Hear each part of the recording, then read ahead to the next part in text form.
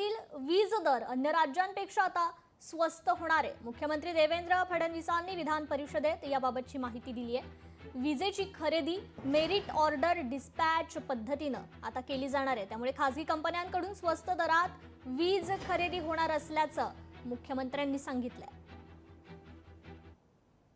देशातले सर्वात महाग वीज दर महाराष्ट्रातले असल्यामुळे अनेक मोठ्या उद्योगांच्या समोर ज्यांचं रॉ मटेरियलच वीज आहे त्यांना विजेच्या दराची फार मोठी समस्या होती।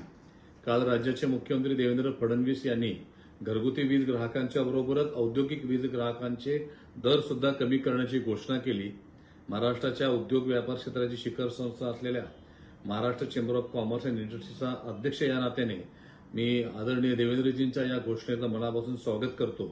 शासनाची भूमिका आपली नेहमी स्वागतार्ह आहे, परंतु अशा घोषणा वेळोवेळी शासन करते पण त्याची अंमलबजावणी झालेली दिसत नाही।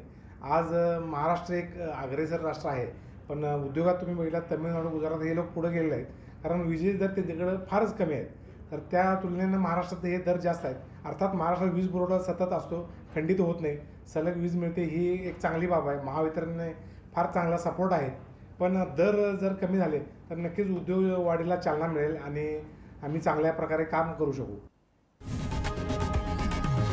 लोकशाही मराठी ऐका, पहा, जागरूक रहा।